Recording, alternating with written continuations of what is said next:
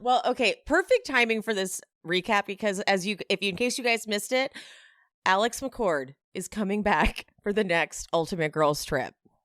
Now, look, if she wasn't your favorite back in her original era, fine. But you can't tell me you're not curious to see what Alex is like now. I could honestly I could teach an entire college course about why she's so iconic. I guess you'll get it today. Because I love that woman. This Morocco trip really highlighted the layers of Alex McCord. Yeah. The internal struggles that she had on this cast too. Yeah. Yeah. I agree with that. And I also think it highlights the very unique experience of watching Alex because 90% of the time, I would even go as far as to say 99% of the time, Alex is right. She always knows what's going on. She reads people really well. She calls the situations as they are. She just can't express it. She has the worst timing. It's the worst. Delivery. It's just... All right, let's get it. Okay, we're going to get into it. Here at She Speaks Bravo, we believe that Bravo TV is a great form of self-care and therapy. Look at me. I've been using it for over a decade, and I am a complete mess. Oh, that's me, by the way. I'm Emily. I'm your host on this journey, and I speak Bravo, as I'm sure most of you do too. What is this, honey? I love that. If you're not already subscribed, get subscribed and hit that notification bell because I'm releasing new episodes at least 3 times a week. Clip! You fool! That's my opinion! I talk Bravo, I talk true crime, and sometimes I talk a little scripted. So whatever you're here for, I hope you enjoy the show. We're picking up right when the fortune teller has just given Ramona her reading, and Luann cannot wait to translate it.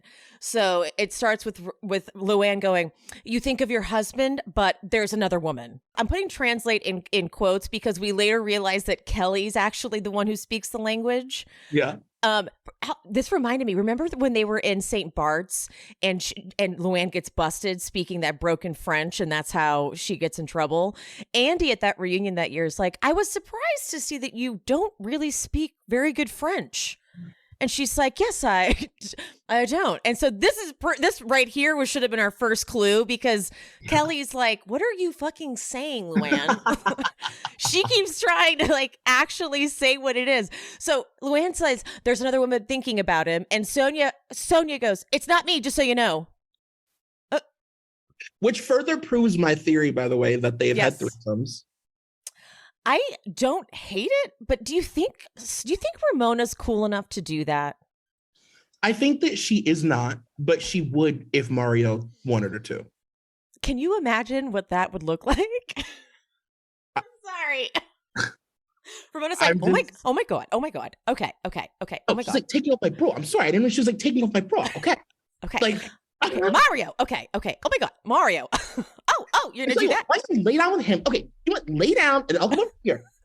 Just like not knowing how to go with the flow at all. Like not sexy. Threesomes are supposed to be like kind of a nope. She would not. Yeah. She go, "You know what? You start, and then I'm gonna go in the other room, and then you come and get me." Like she would not. I'm gonna have a glass of wine. I'm fine. She would then go get the oil that she massaged him with. Remember? They were like, "No, now is not the time." It would just be such a fucking disaster.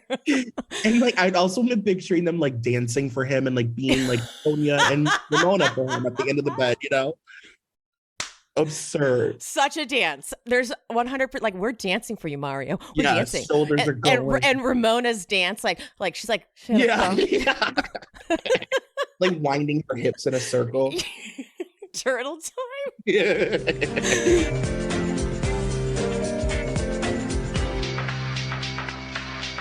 Luann is actually, this was like letting Luann plan a cast trip is the worst idea because this thing is, she is so high on life in the, oh my God, drunk with power. Oh, can we talk about it? It's too much. Can we talk about Luann? Yeah, we can talk about Luann. Luann's villain era. Yeah. This is Luann villain era, and I love reminding people of it. Yeah. Because people really forget about the couple years where Luann was straight up a like Alexis Bellino villain. She was a Kenya Moore. Like she was not anything other than the villain of this show. She was so evil, so mean, like just so like she was a bully. Luann used to literally be a fucking bully. And never answered for it. Like when they'd get to the reunion and show packages of her being terrible, she would just be like, I don't understand. Doesn't ever absorb it. Ever. No, she never absorbs it. And that's what's so fucking frustrating about Luann is you'll show her what she's doing and say it's upsetting. And she'll be like, well, I was just trying to express myself. And actually you were quite rude. And you're like, oh my God. As you're Bethany, like circling a table at a public restaurant, going insane, ripping your hair out. And she's like, you're insane. You're sick. And she's like, doesn't even care. Luann goes, she's like, I went for a walk on the beach for God's sakes. My God. Yeah. Luann never acknowledges. She's horrible. Like later when we get to the dinner scene, oh my God. It's hard to watch, honestly. It really is. Same. Straight up bullying. And I also have always believed, agree with Ramona, another person who is wild, but like sees what's going on. Luann is the reason Bethany and Jill never became friends again. And I would say that Luann is the reason Jill never got another season. Luann pulled Jill out of Ramona's house because she didn't want them to make up. Yeah. She wanted to be Jill's best friend. She caused that entire thing, and she caused Jill her job. 100%. It's crazy. Sorry, I didn't know so much. No, I am, because this is why Ramona and Luann as enemies is the only way they can be enjoyable. Like I don't like when they're getting along, and when like they're better when they are foes, because Ramona's always had Luann's number. Oh my God, you're so right. It's true. And it's better when Ramona's like, whatever, Luann. Because Luann can't stand that. And as we see a few times, Ramona literally clocks what Luann's doing and refuses to play the game. And it drives Luann crazy. It's so true. And Luann thinks that it's like a deflection to be like, the Ramona stinger, you know how she is. It's like, yeah, we know how she is. But like, she also tells the truth a lot, like in terrible times, the worst times to tell it, but she says truthful shit. Here we go. The Jill and Ramona showdown. I would like to comment on Jill's outfit. Please. What the fuck? This is very bad. Okay. It's a tunic top, I guess you would give it that category, but it's like I guess it's a sky top. I guess you would give it that because of where it's pinched, with black leggings and kitten heels. It is atrocious. Especially they're in Morocco. Yeah, like you're in Morocco. It's like so, and this is peak like half length leggings being like the true most forward fashion moment that there is. Like you may as well be walking around like Lady Gaga in a meat dress because your leggings stop at your calf and you are a fashion icon. It's with a heel no bigger than a Tic Tac. It's so bad. It's also like, this is what you would wear to go to a business meeting. This is not what you're walking around a Riyadh in. And so Ramona starts it out. Obviously, Ramona's drunk. You can tell Ramona's drunk. And she's like, this is difficult for me because I'm trying to express how I feel. I feel that you're one way with me and then you're another way behind my back. I feel like you're two-faced. Maybe, and she's smart though. She goes, maybe I'm guilty. Maybe I enabled you to do this. Very smart. She says, maybe I enabled you to do this. When Jennifer said to me that you at her wedding said, why are you friends with Ramona? I don't get it. That hurt me. Jill knows she's so busted. Jill knows she's done so many things to Ramona, but Jill just needs Ramona to do one thing, and that is beg for forgiveness for turning her away at Scary Island. At Scary Island. That's all she needs. Yeah. But she doesn't. She will just be like, let's get past this. Let's go deeper. She will not acknowledge anything. But Ramona's like, okay, how about when I'm renewing my vows and you say, oh, you need a medal to be married to Ramona?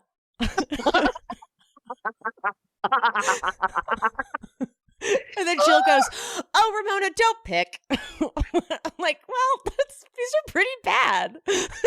He's like, let's really get down to what this is about. I came to the island. I came to the house. You turned me away. It's like, why is that what it's about? Why can't Ramona be upset about you saying these things? It's crazy. Like, you both can have a thing. Yeah.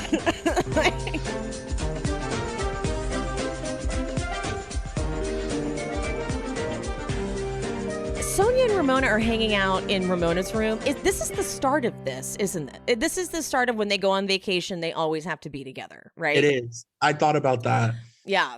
And it was so pure. It was. It was so cute. It's before they were monsters about it. Yeah, it was still sweet.